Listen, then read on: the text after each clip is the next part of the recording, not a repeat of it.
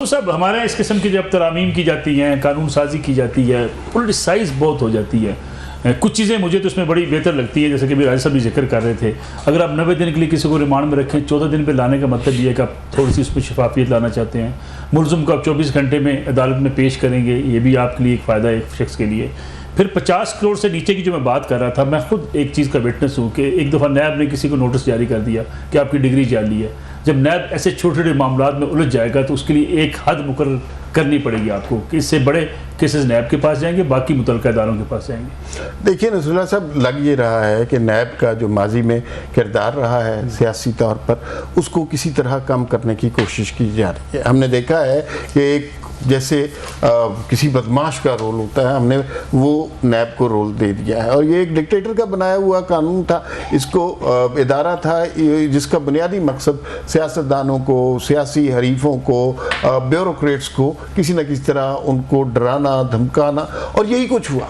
लेकिन इसका नुकसान इमरान खान के दौर में इस तरह हुआ, इतना ज़्यादा उन्होंने करप्शन का नारा लगाया कि उस ज़माने में ब्यूरोक्रेसी ने काम करना छोड़ दिया कि हम कोई भी काम करेंगे तो उसका नुकसान हम पे होगा। ब्यूरोक्रेसी काम नहीं करती। मेरे अगर इजाज़त, सॉरी आपकी बात काट कर एक थोड़ी सी चीज़ और बयान कर दूं। एक डिप्टी डायरेक्टर साहब आईजी के पास चले गए कि आपने स्टेनोग्राफर का तबादला किया है नैब के, तो आपकी क्यों ना आपके खिलाफ नैब का केस बना दिया। बिल्कुल ऐसा ही हुआ होगा।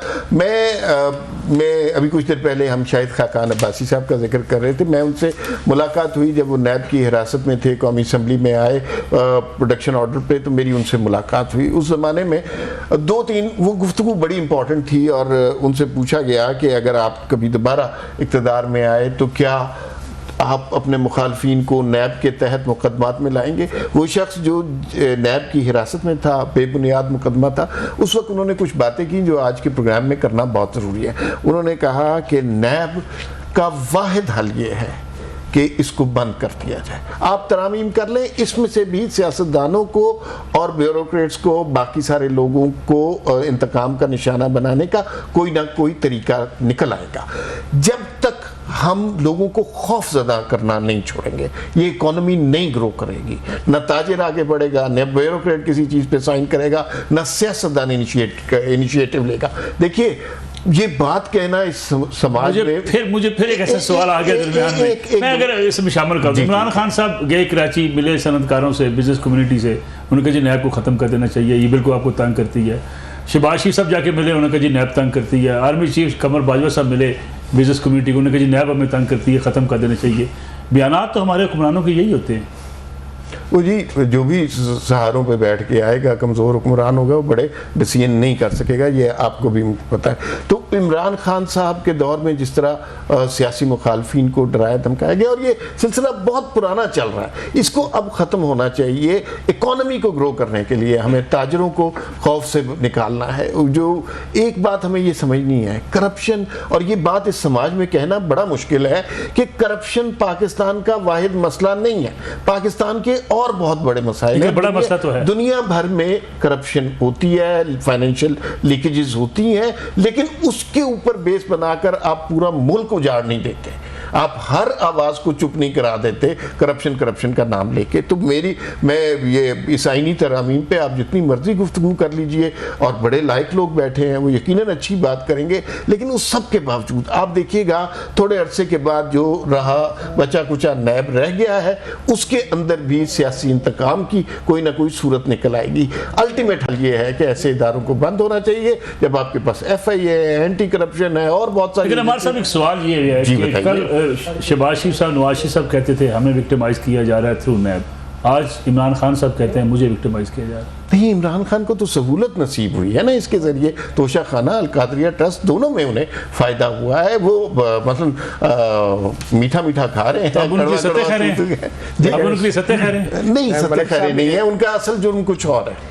एक ब्रेक लेते हैं मतीलो जान साहब, ब्रेक से वापस आएंगे तो बात करेंगे कि लाहौर हाई कोर्ट ने भी चेयरमैन नादरा को हटाने का हुक्म दिया, उनकी तकर्री को गैर कानूनी करार दे दिया, और साथ ही साथ बात करेंगे कि क्या इस वक्त अदालत और हुकूमत के माबैन बढ़ती चपकलश किस तरफ जा रही है। लाहौर हाई कोर्ट ने चेयरमैन नादरा की तकर्री के खिलाफ दरख्वास्त पर जो महफूज फैसला था वो सुना दिया। उनकी तकर्री को जो है वो हटाने का उनको हुक्म दे दिया गया है।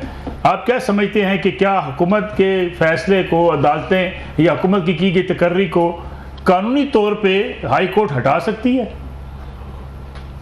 देखिए, अपने नसरुल्लाह मलिक साहब, मैं फैसला तो नहीं देख सका अभी तक, लेकिन मुझे समझ नहीं आई अभी तक कि जो मैंने नादरा ऑर्डिनेंस पढ़ा उसकी सेक्शन 3 का 3 और 3(4) ये दोनों सेक्शंस हैं with regard to the appointment of chairman NADRA and members of the NADRA के 5 उसके मेंबर्स होंगे। उसकी क्वालिफिकेशन लिखी गई कि जी वो इंसॉल्वेंट ना हो, वो मॉरल टर्पिट्यूड के किसी केस में कन्विक्टेड ना हो, गवर्नमेंट सर्विस से उसका डिसमिसल ना हुआ हो, ये उसकी डिस्क्वालिफिकेशन है। और साथ मेंबर्स का लिखा गया कि 5 मेंबर्स हो सकते हैं कम से कम, और मेंबर्स के लिए भी यही क्वालिफिकेशन है जो चेयरमैन नादरा के लिए है, चेयरमैन अथॉरिटी के लिए है। अब मैं लाहौर हाई कोर्ट का जो फैसला है ये आपके सामने ही है कि एक अरसे से हमारी अदालतें वही कर रही हैं कि जिसका यानी देखें ना, जो आपका अख्तियार है, जो आपका डोमेन है, उसके अंदर रह के आप फैसले करें तो किसी को कोई एतराज नहीं। आपने हाल ही में सुप्रीम कोर्ट के फैसले ने ये जो कॉन्स्टिट्यूशन को रीराइट किया, उसे अमेंड किया, ये जो जस्टिस मंसूर अली शाह साहब की सरबराही में जो बेंच तश्कील दिया गया उसने फिर आप देखें कि लाइक वाइज जो परवेज लाई वाला केस था 63A का, उसमें कॉन्स्टिट्यूशन को रीराइट किया गया, कॉन्स्टिट्यूशन को समझे कि एक हद तक सस्पेंड कर दिया गया। तो जब किसी एक आर्टिकल को आप सस्पेंड करते हुए या ओवरलुक करते हुए या उसके मुताबिक नहीं काम करते तो उसे सस्पेंशन ही समझी जाएगी उसकी, या सबवर्जन समझा जाएगा कॉन्स्टिट्यूशन के उस रेलिवेंट क्लास को या जो प्रोविजन है। राजा साहब, ये एप्लीकेशन जिसने दी उसका मौकफ ये था कि निगरान हुकूमत ने नादरा कानून में तरमीम की है, जिसके बाद एक हाजिर सर्विस आर्मी ऑफिसर की तकर्री की मंजूरी दी गई। देखिए ना, बात यह है कि उन्होंने कानून नहीं, उन्होंने रूल्स के अंदर रूल्स को अमेंड किया था। 2022 में 22 से 23 में रूल्स अमेंड हुए। पहले ये था कि जो हाजिर सर्विस जर्नल था वो नहीं अपॉइंट हो सकता था चेयरमैन नादरा, लेकिन शायद ये महसूस किया गया कि चूंकि एक इंतहाई इम्पोर्टेंट हसास किस्म का ये डिपार्टमेंट है, इंस्टीट्यूशन इस तरह का है कि जिसकी नज़ाकत के हवाले से बाज़-औक़ात आपको ज़रूरत होती है कि जिसने मिलिट्री के अंदर कमांड की हो, वो लिखा भी है उनके अंदर ना, सेक्शन 34 में भी लिखा हुआ है, और इसमें 3 में सेक्शन 3 पूरी को अगर देख लिया जाए कि जिसका एडमिनिस्ट्रेटिव एक्सपीरियंस हो, चाहे आर्मी में भी हो, उसे भी आप ला सकते हैं। रूल्स को इस हद तक कमेंट किया गया था। ठीक है, मुर्तज़ा जान साहब, आप सुप्रीम कोर्ट के बड़े एक्सपर्ट हैं, ज़रा ये बताइए सुप्रीम कोर्ट में क्या हो रहा है? हम तो खबरें रोज़ाना सुनते हैं जी, जजेस की तादाद बढ़ रही है, चीफ जस्टिस की मुद्दत मुलाजमत में तोसी हो रही है।